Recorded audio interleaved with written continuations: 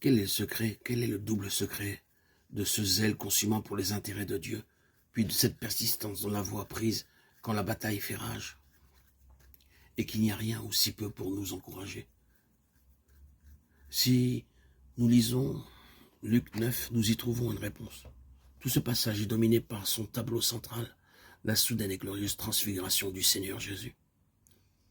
Le voilà, le secret du ministère de l'Élie de demain, quand l'image que nous faisons de notre Seigneur se sera transfigurée à tel point que toute notre conception des choses de Dieu en sera changée, quand la vision de sa gloire, de sa force, de son gouvernement prochain aura pris pour nous l'ampleur d'une révélation, quand nos yeux se seront ouverts à la vraie portée de notre union avec lui, dans son autorité de droit et de fait.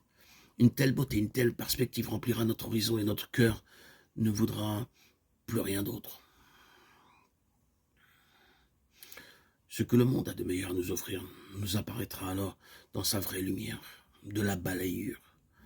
Tout le charme, toute la satisfaction, tout ce qu'il y a de beauté, de séduction, dans le plus pur des idéals terrestres, perdra pour nous toute sa force d'attraction. Notre service pour Dieu en sera bouleversé. Aucune influence, aucune considération d'intérêt individuel ou collectif ne sera capable de nous retenir. Une vision comme celle-là détache de tout pour le temps et pour l'éternité. 3 hommes seulement virent sa gloire sur la montagne de la transfiguration, et parmi les siens, aujourd'hui combien? Il y en a peu qui l'ont vraiment vu couronné de gloire et d'honneur. Quel éclat parmi le peuple de Dieu, si tous pouvaient le voir ainsi. Comme c'est vrai que notre évangile est l'évangile de la gloire de Christ, 2 Corinthiens 4:4.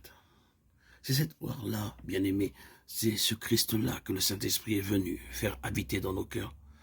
Croyez-le, proclamez-le, vivez-le, manifestez-le. Ne vous contentez pas d'un évangile qui se limite à la proclamation d'un sauveur mort pour les pécheurs. Si beau et si vrai que cela soit, ce n'est qu'une partie de ce que Dieu a fait.